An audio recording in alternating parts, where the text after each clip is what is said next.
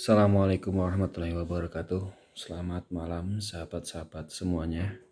Bismillahirrahmanirrahim. Alhamdulillahirrabbilalamin.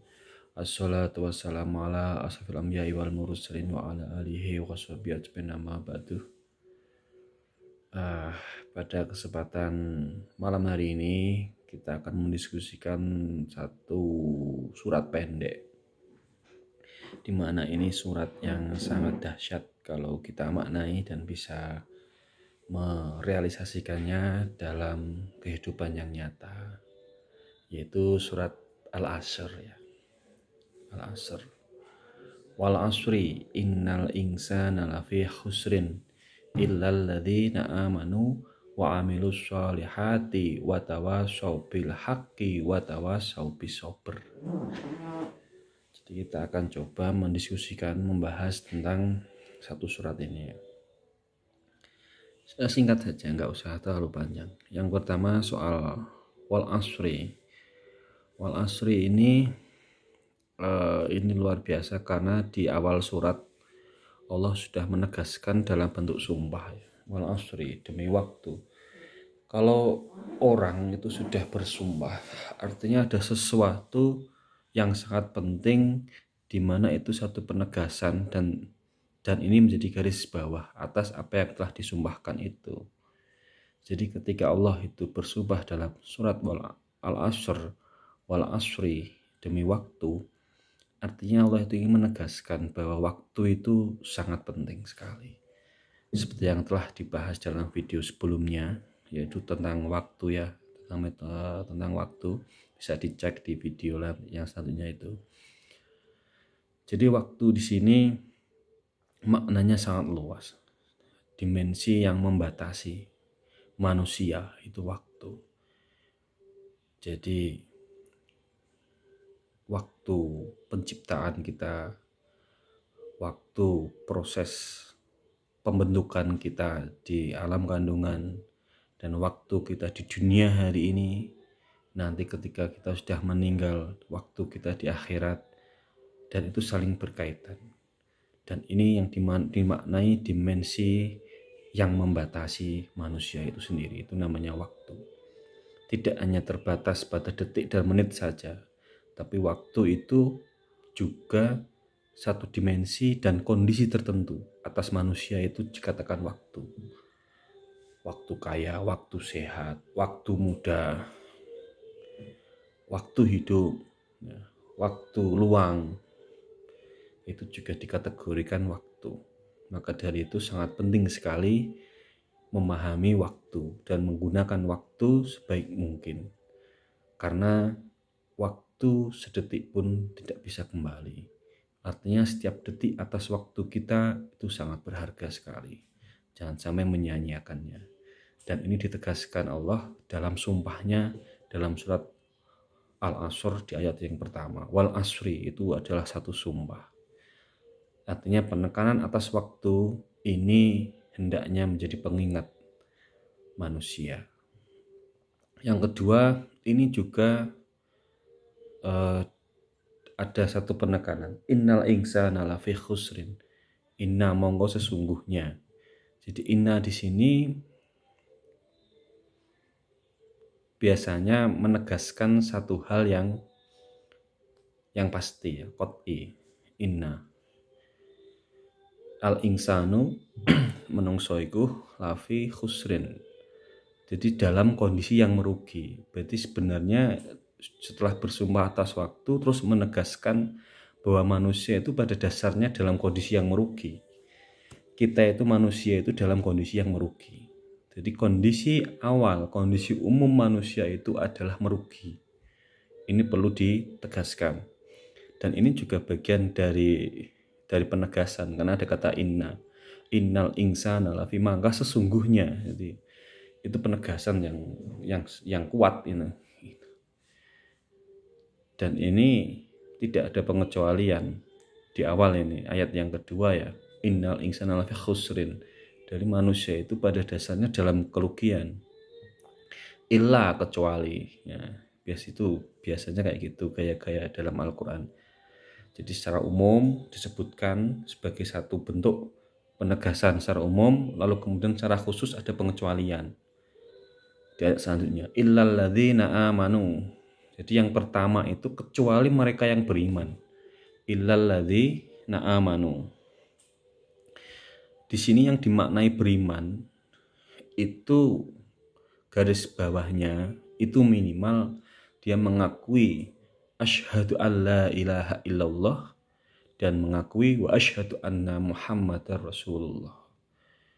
Dia minimal bersyahadat, mengakui bahwa Allah itu adalah Tuhan dan Nabi Muhammad adalah utusan Allah. Dan ketika di kategori iman dalam satu definisi sederhana adalah dia meyakini dalam hati, membenarkan dalam lisan, dan melakukannya dalam satu tindakan perbuatan. Jadi harus diyakini dalam hati, dibenarkan melalui lisan, dilakukan dengan dimanifestasikan dalam satu perbuatan. Jadi ketika iman di sini garis bawahnya adalah syahadat asyhadu alla ilaha illallah wa asyhadu anna muhammadar rasulullah, artinya konsekuensi atas syahadat itu bahwa manusia harus senantiasa patuh dan tunduk kepada aturan-aturan yang telah Allah buat melalui ajaran Nabi Muhammad SAW. Dan menghindari apa yang menjadi larangannya. Ini bagian dari manifestasi iman. Jadi luar biasa ya. Illal ladzina amanu itu maknanya luas. Jadi alhamdulillah kalau misalkan dalam hari ini minimal kita dalam kondisi yang beriman. Walaupun dalam manifestasi keimanan kita belum sempurna. Minimal kita sudah meyakini bahwa asyhadu alla ilaha illallah wa asyhadu anna muhammadar rasulullah. Ini golongan yang pertama. Illal ladzina amanu wa amilus sholihat. Wa amilus sholihat itu yang beramal soleh. Wa amilus sholihati wa tawasaw bil haqqi wa tawasaw bis sabr. Beramal soleh wa amilus sholihati wa tawasaw bil haqqi wa tawasaw sabr. Dan menasihati haqqi wa tawasaw bis sabr dalam hal kebenaran, wa tawasaw bis sabr dan dalam kesabaran. Jadi yang pertama mereka yang beriman, yang kedua yang melakukan amal soleh, yang ketiga menasihati dalam kebenaran dan kesabaran. Jadi itu sifat insan yang tidak lagi merugi. Ya, yang dikatakan oleh dalam surat Al-Asr itu. Jadi sifat manusia yang dikatakan tidak merugi itu minimal ada 3 ya. Jadi na'amanu wa amilus sholihah wa tawasaw bil haqqi wa tawasaw bis sabr. Beriman, beramal soleh, menasihati dalam kebenaran dan kesabaran. Dan semoga ini juga bagian dari amal soleh dan saling menasihati dalam hal kebenaran. Untuk beramal soleh itu satu amal di mana itu memang dalam segi fikihnya itu dikategorikan amal soleh. Jadi yang dikatakan baik dalam koridor Islam itu baik yang sesuai syariat. Jadi jangan sampai kata amal soleh ke beramal baik itu kemudian mendistortif ya sifatnya. Jadi contoh misalkan ada seorang PSK katakanlah, dia sedang ramai lalu kemudian dia berucap alhamdulillah hari ini rezekinya bagus ya. Walaupun dia berucap begitu, tapi apa yang dilakukannya itu bukan bagian dari amal soleh sebenarnya. Karena tidak sesuai dengan syariah. Dan alhamdulillahnya itu sebenarnya ya gimana ya, itu bagian kontradiktif juga. Dia bersyukur atas sesuatu yang sebenarnya itu berdosa. Jadi ya susah. Yang jelas ukuran yang dikatakan mu'amilas sholihat itu amal soleh yang kemudian di situ ada legitimasi dalam syar'inya. Jadi jangan-jangan nanti bisa kan berarti wah ini anak buahku apik, ini anak buah saya bagus di sini saya ngomong preman misalkan. bagus mergo setorane lancar, padahal setorane iku sing malak. Jadi kata bagus, kata baik di sini distortif sekali dalam masyarakat ya.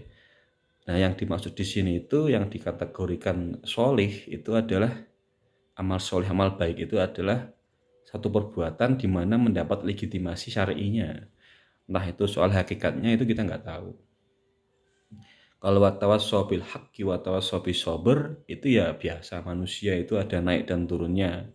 Lalu kemudian mereka yang kemudian saling menasihati dalam kebenaran dan kesabaran itu juga bagian dari orang yang dikecualikan dalam kondisi merugi.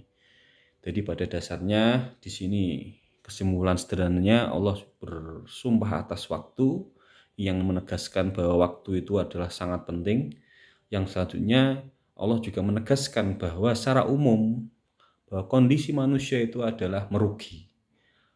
Tapi ada kecualinya. Kecuali siapa? Kecuali mereka yang beriman. Beriman itu minimal dia sudah meyakini bahwa asyhadu alla ilaha illallah wa asyhadu anna muhammadar rasulullah dan termanifestasikan dalam satu perbuatan.